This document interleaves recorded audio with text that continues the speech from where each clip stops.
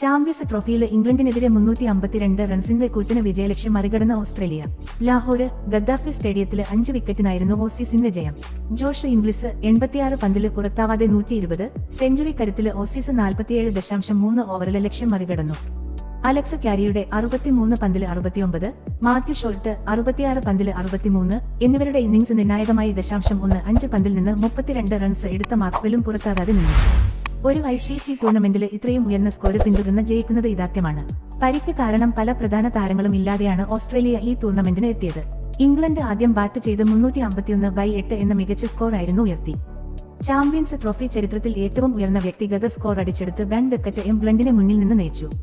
143 പന്തുകൾ നേരിട്ട് 17 ഫോറിന്റെയും 3 സിക്സറുകളുടെയും സഹായത്തോടെ 165 റൺസാണ് ഡക്കറ്റ് നേടിയത്. ഡക്കറ്റ് അല്ലാതെ റൂട്ട് ആണ് ഇംഗ്ലണ്ടിനായി തിളങ്ങിയത്. റൂട്ട് 78 പന്തിൽ നിന്ന് 68 റൺസ് എടുത്തു. ഓസ്ട്രേലിയക്കായി ബെൻ വാർഷീസ് 3 വിക്കറ്റുകൾ വീഴ്ത്തി. സാംബ 2 വിക്കറ്റും വീഴ്ത്തി. 0.2009 ചാമ്പ്യന്മാരായതിന് ശേഷം ഇതാദ്യമായാണ് ഓസ്ട്രേലിയ ചാമ്പ്യൻസ് ട്രോഫിയിൽ ഒരു മത്സരം വിജയിക്കുന്നത്.